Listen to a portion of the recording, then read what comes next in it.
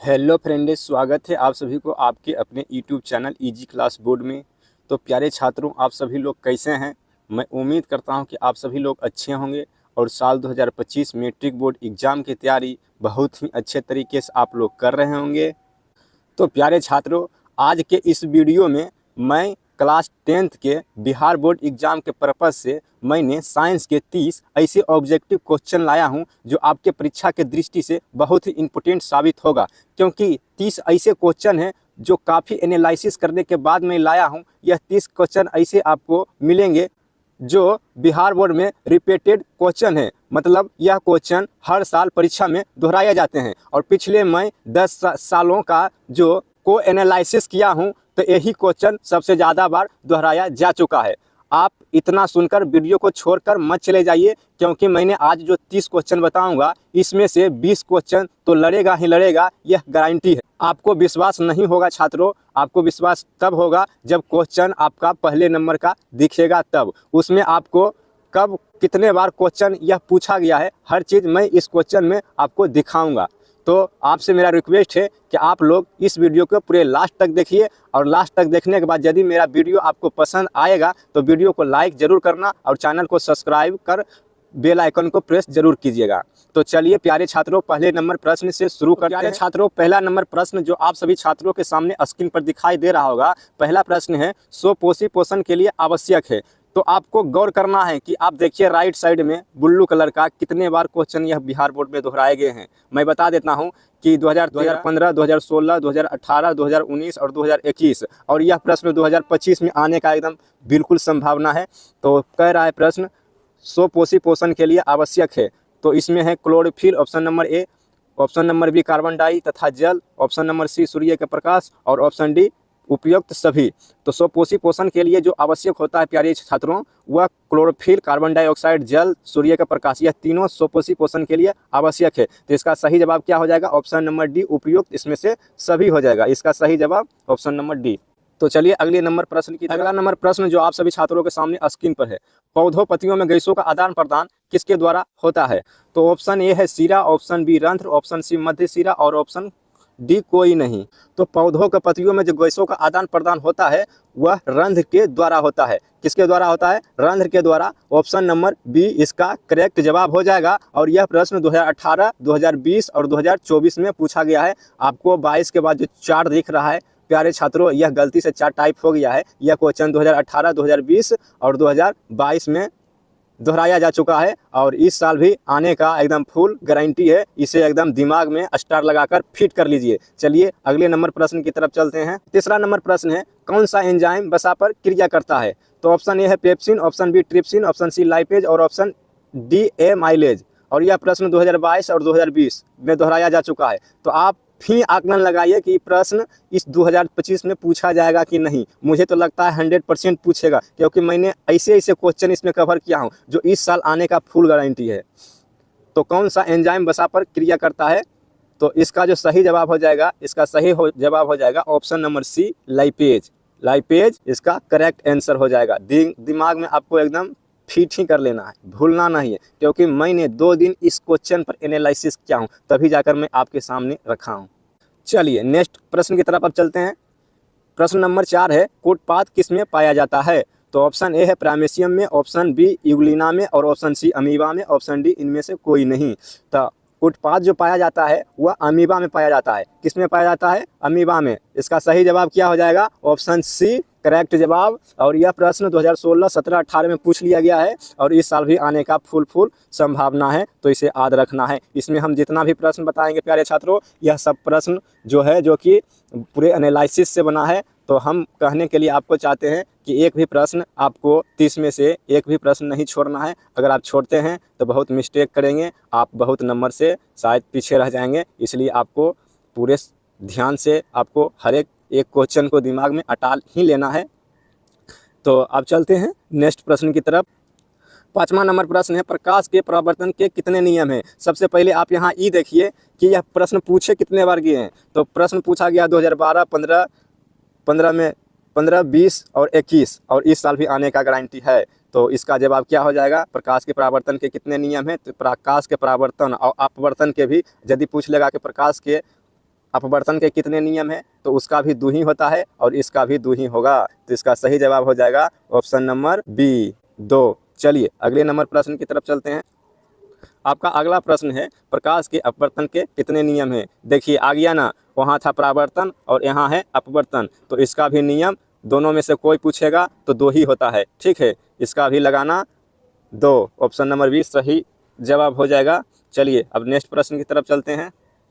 दाढ़ी बनाने में कौन सा दर्पण उपयुक्त होता है। तो दाढ़ी बनाने में जो दर्पण उपयुक्त होता है वह दर्पण अवतल दर्पण रहता है, और अवतल दर्पण का जो कार्य रहता है वह छोटे वस्तु को बड़े में दिखाना। तो इसका सही जवाब क्या हो जाएगा, ऑप्शन नंबर सी, अवतल दर्पण। चलिए अब नेक्स्ट प्रश्न की तरफ चलते हैं। 8वां नंबर प्रश्न है रासायनिक किसी अभिक्रिया में भाग लेने वाले पदार्थ को कहा जाता है। तो रासायनिक अभिक्रिया में जो भी पदार्थ भाग लेता है उसे अभिकारक कहते हैं। क्या कहते हैं, अभिकारक कहते हैं। ऑप्शन नंबर सी इसका सही जवाब हो जाएगा। तो चलिए अब नेक्स्ट प्रश्न की तरफ चलते हैं। प्रश्न नंबर 9 है समीकरण CaCO3 उष्मा CaOS+ CO2G किस प्रकार का समीकरण है। तो इसका जो सही जवाब हो जाएगा यह संयोजन हो जाएगा। इसका सही जवाब क्या हो जाएगा, संयोजन, ऑप्शन नंबर बी। और यह 16 और 14 में पूछ लिया गया है, तो मान कर चलिए आने का 2025 में भी संभावना है ही है।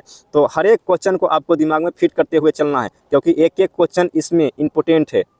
चलिए अब नेक्स्ट प्रश्न की तरफ चलते हैं। प्रश्न नंबर 10 है अवतल लेंस का आवर्धन m बराबर होता है। तो इसका जो जवाब हो जाएगा प्यारे छात्रों, option number D, option number D V/U होता है, ठीक है। तो चलिए अब नेक्स्ट प्रश्न की तरफ चलते हैं। 11 नंबर प्रश्न है मानव नेत्र जिस भाग पर किसी वस्तु का प्रतिबिंब बनाते हैं वह है, तो वह क्या है। और यह क्वेश्चन 13, 14, 16 और 21 इस साल आने का तो फुल गारंटी है। तो प्यारे छात्रों अगर यह वीडियो आप सभी छात्रों को पसंद आ रहा होगा तो वीडियो को लाइक कर, चैनल को सब्सक्राइब कर, बेल आइकन को प्रेस जरूर कीजिएगा, ताकि मेरे वीडियो का हर एक नोटिफिकेशन आपको मिल सके और इस बिहार बोर्ड 2025 का लाभ बहुत आसानी से उठा पाएंगे। तो मानव नेत्र जिस भाग पर किसी वस्तु का प्रतिबिंब बनाते हैं वह है दृष्टि पटल, रेटिना। इसका सही जवाब ऑप्शन नंबर डी है, ठीक है। चलिए नेक्स्ट प्रश्न की तरफ चलते हैं। 12 नंबर प्रश्न है निम्नलिखित में से कौन विद्युत विभवांतर का SI मात्रक है, अथवा विभवांतर का SI मात्रक क्या होता है। आप गौर से देखिए ब्लू कलर को, कितने बार यह क्वेश्चन पूछ लिया गया है, तो आप ही आकलन लगा सकते हैं कि यह क्वेश्चन इस साल पूछेगा कि नहीं पूछेगा। तो चलिए प्यारे छात्रों इस सवाल का जवाब क्या होगा, तो इस सवाल का जवाब जो होगा ऑप्शन नंबर डी यानी कि बोल्ट हो जाएगा।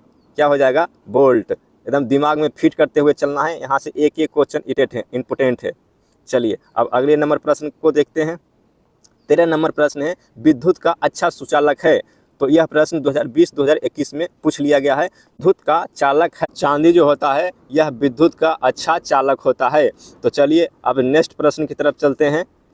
14 नंबर प्रश्न है विद्युत फ्यूज विद्युत धारा के किस सिद्धांत प्रभाव पर कार्य करता है।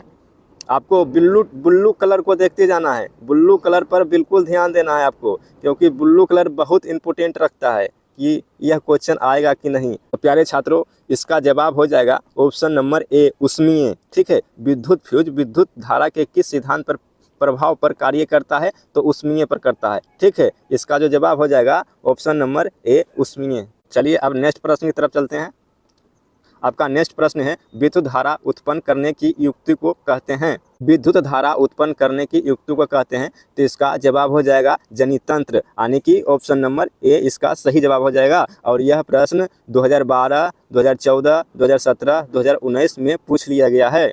तो आप अपना अनुमानित लगा सकते हैं कि यह प्रश्न इस साल आएगा कि नहीं आएगा। चलिए अब नेक्स्ट प्रश्न की तरफ चलते हैं। 16 नंबर प्रश्न है हमारे घरों में जो विद्युत आपूर्ति की जाती है वह कितना वोल्ट का होता है। मतलब आपके घर में चाहे हमारे घर में जो विद्युत का प्रयोग होता है वह कितने वोल्ट का होता है। तो प्यारे छात्रों यह जो होता है 220 वोल्ट प्रत्यावर्ती धारा होती है, ठीक है। इसका जवाब ऑप्शन नंबर सी ही होगा, ठीक है। 220 वोल्ट पर प्रत्यावर्ती धारा है, ठीक है। आप इसे दिमाग में नोट कर लेना। 14 और 20 में पूछ लिया गया है, इस साल भी आने का 100% गारंटी है। चलिए नेक्स्ट प्रश्न की तरफ चलते हैं। 17 नंबर प्रश्न है, मानव हृदय में कितने कोष्ठ होते हैं? तो मानव के जो हृदय में होते हैं वह 4 कोष्ठ पाए जाते हैं। कितने कोष्ठ? 4 कोष्ठ पाए जाते हैं। और यह प्रश्न 11, 21 और 22 में पूछा है। तो यह प्रश्न 2023 में जो बच्चे तैयारी कर रहे हैं उनके लिए तो वेरी वेरी इंपॉर्टेंट है। चलिए अब नेक्स्ट प्रश्न को देखते हैं।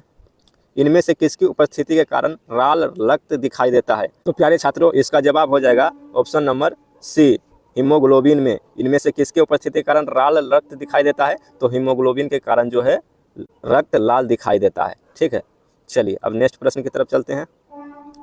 19 नंबर प्रश्न, निम्न में कौन उत्सर्जी अंग है? तो ऑप्शन ए है वृक्क, ऑप्शन अग्नाशय, ऑप्शन बी अग्नाशय, ऑप्शन सी आँख और ऑप्शन डी कोई नहीं। तो निम्न में कौन उत्सर्जी अंग है? तो वृक्क जो है वह निम्न में उत्सर्जी अंग है। इसका जवाब ऑप्शन नंबर ए, और यह प्रश्न 2016-2020 में पूछा है।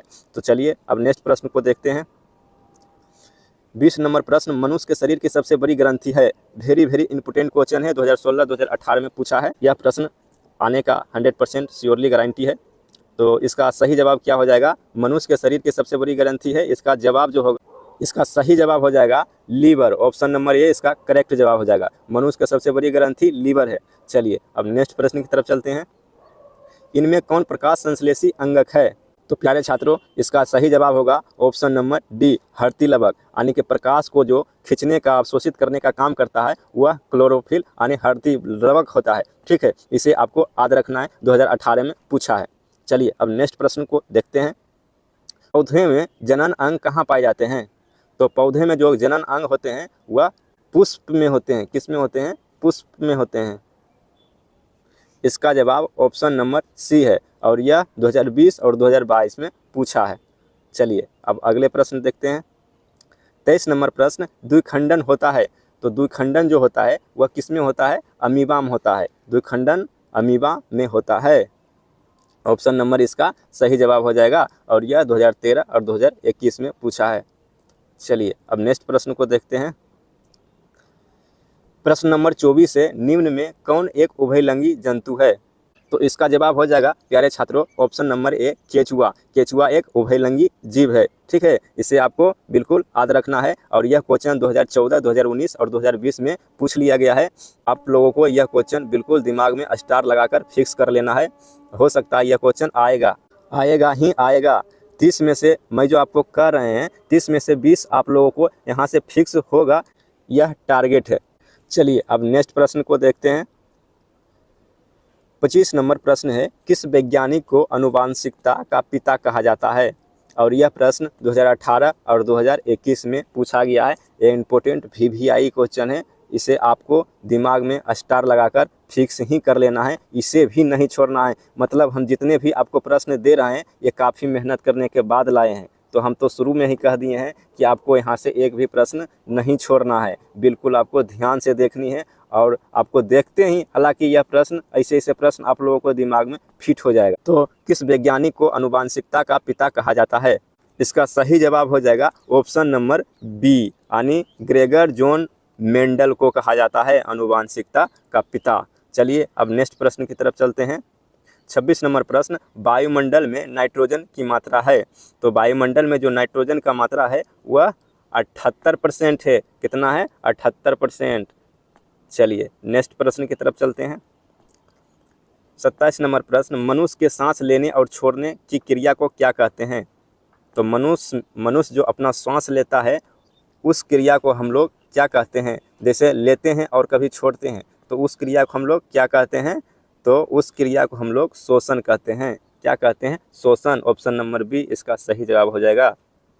चलिए 28 नंबर प्रश्न की तरफ चलते हैं। क्लोरोफिल वर्णक का रंग है? तो क्लोरोफिल वर्णक का जो रंग होता है वह क्या होता है? वह हरा होता है। ऑप्शन नंबर ए इसका सही जवाब हो जाएगा। यह प्रश्न 2015 में पूछा है। चलिए अब अगले प्रश्न की तरफ चलते हैं। 29 नंबर प्रश्न है, पौधों के वायवीय भागों से जल के निष्कर्षण की क्रिया कहलाती है? पौधों के वायवीय भागों से जल के निष्कर्षण की क्रिया कहलाती है।